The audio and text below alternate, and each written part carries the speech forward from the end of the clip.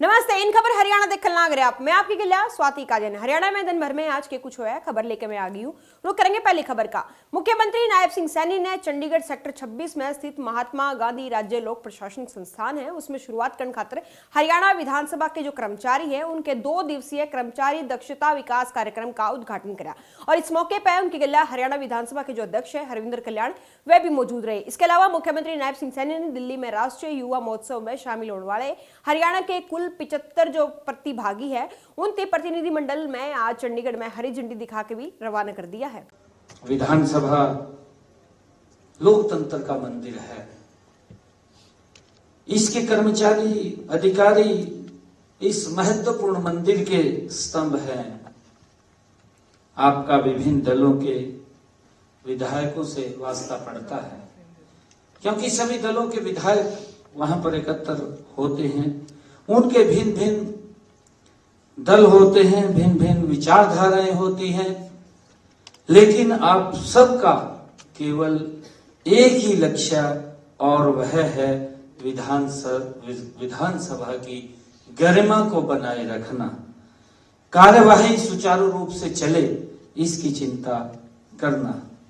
लोकतंत्र के इस मंदिर में वाद विवाद और संवाद के माध्यम से जनता की आकांक्षाओं और आकांक्षाओं के अनुरूप कायदे कानून तथा नीतियां बनाई जाती हैं। इनमें आपका भरपूर सहयोग रहता है, लेकिन मैं यह भी कहना चाहूंगा कि आपका व्यवहार और काम पक्ष और विपक्ष की विचारधारा से ऊपर उठकर निष्पक्ष होना चाहिए। मुझे ये बताते हुए कि आपको विधानसभा की नियमावली एवं कार्यप्रणाली की पूरी जानकारी होनी चाहिए।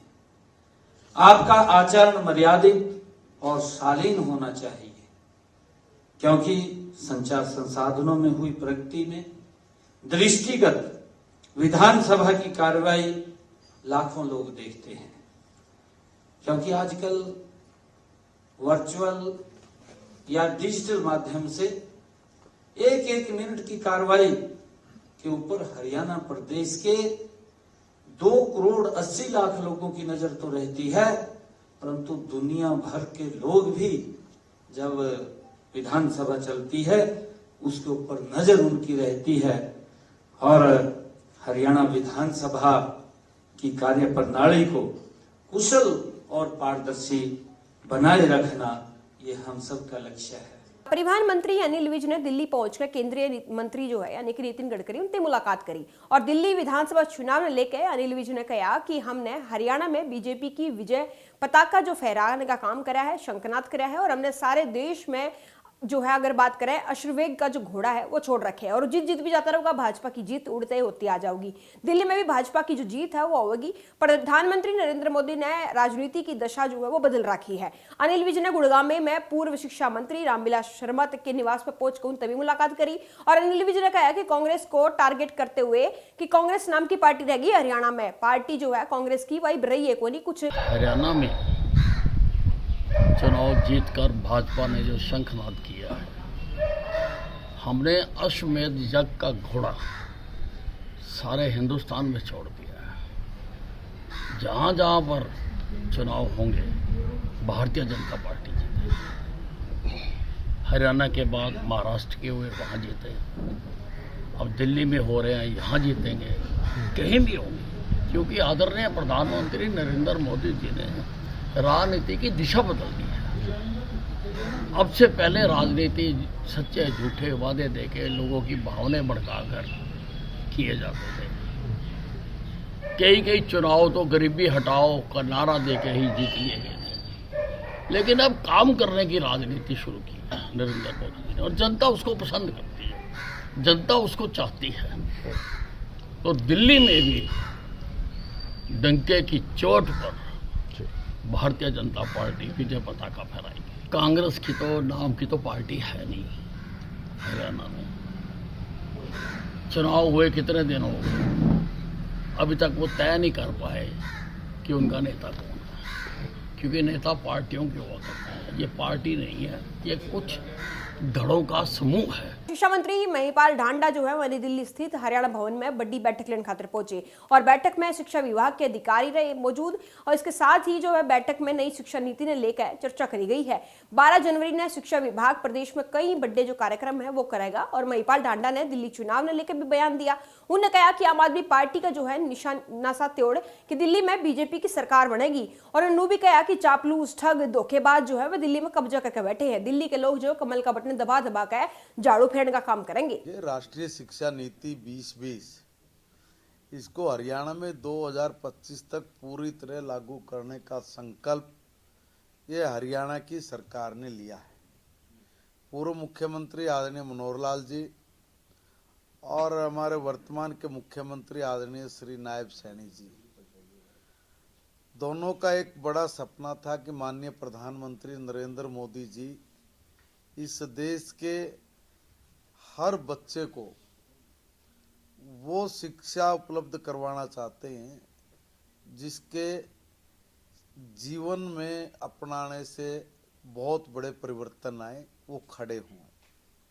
मैकाले पद्धति को हम लोग ढो रहे हैं, उससे हम कुछ निकाल नहीं पा रहे हैं। इसलिए अर्थहीन एजुकेशन नहीं, बल्कि हम ऐसी शिक्षा अपने बच्चों को दें जिसमें हर बच्चा फिर से भारत कैसे महान बने, भारत फिर सोने की चिड़िया बने, इस लाइन और इस पद्धति पर आकर अपना जीवन जिए। चापलूस ठग धोखेबाज लोगों का गिरोह दिल्ली पे कब्जा करके बैठा है। इनकी किसी भी बात पे इसलिए विश्वास नहीं किया जा सकता क्योंकि इन्होंने पहले दिन से विश्वासघात के ऊपर ये पार्टी खड़ी की थी। अन्ना हजारे रामदेव जी जैसे लोगों की पीठ में छुरा घोंप के बड़ी चालाकी से अपनी एनजीओ को राजनीतिक पार्टी में बदल के लोगों की भावनाओं के साथ खेल लिए, ऐसे ऐसे शब्दों का उपयोग किया कि हमारे भोले भाले नौजवान और परिवार भाई बहन सब इनके बहकावे में आ गए। आज लोगों की आँख ये खुल गई कि वह बड़ा बदमाश आदमी है, इसको ठिकाना लगाना है। लोग लोकतंत्र में अपनी इस उंगली के साथ कमल का बटन दबा दबा के इन पर झाड़ू फेरेंगे, ये ध्यान कर लेना। बड़े मैंडेट के साथ दिल्ली में भारतीय जनता पार्टी की सरकार भी बनने जा रही है। स्वच्छ भारत मिशन हरियाणा में कार्यकारी वाइस चेयरमैन जो है सुभाष चंद्र उन गुड़गांव में दौरा करने खातिर सफाई व्यवस्था का जायजा भी लिया। उन अधिकारियों तय सफाई व्यवस्था ने लेकर सुधार करने खातिर भी दिशा निर्देश है वो दे रखे हैं और नागरिकों को अपील करी है कि स्वच्छता जो है बनाए रखो और अपना योगदान दो। सुभाष चंद्र ने भी दुकानदार पर विशेष ध्यान देते गया है, हिदायत भी दी है कि अपनी दुकाना के शामी जो है जो फालतू में कबाड़ा पड़े रहे है उसने उठाओ और जो कचरा है इधर उधर जो फैल रहा है उसने भी संगवाते आ जाओ भाई। ऐसा है, ये प्रक्रिया तो हमारी निरंतर है।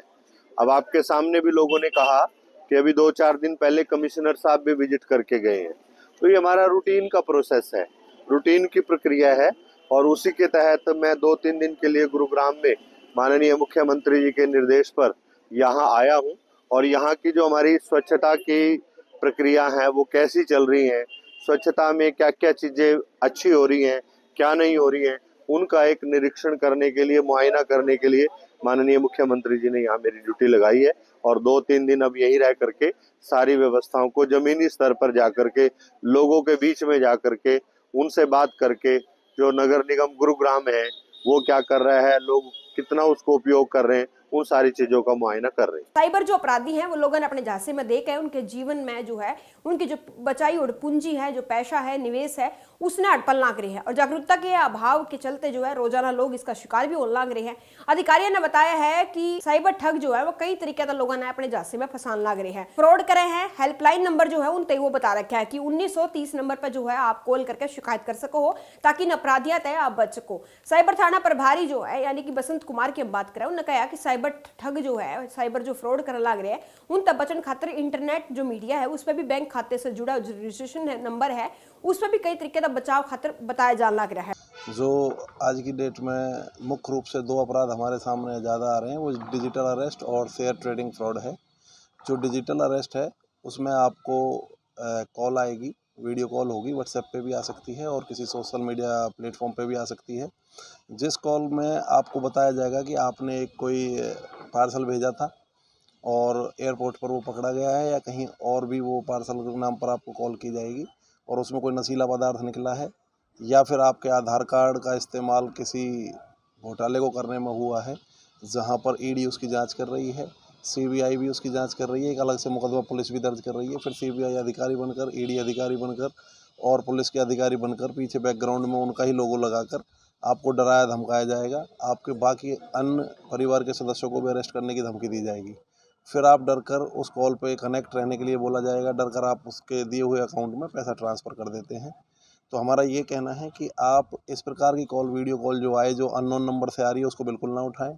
अगर फिर भी इस प्रकार का कोई अपराध आपके साथ घटित होता है तो उस पर बिल्कुल विश्वास ना करें। ईडी, सीबीआई या पुलिस इस प्रकार कभी भी कॉल नहीं करती है और ना ही वीडियो कॉल के द्वारा किसी को शामिल तफ्तीश करती है और ना ही किसी को मुकदमे के बारे में सूचित करती है। तो लगातार जो प्रशासन है वो इन ठगा तब बचन खातर हिदायती भी देवा, प्रशासन के अधिकारी जो है लोगों ने इससे सचेत कर लगे ताकि आने वाले टाइम पे वे इस फ्रॉड तय बच सके। तो लगातार इन खबर हरियाणा से खबरें आपकी पहुंचाता रहूंगा। हमारे के लिए बड़े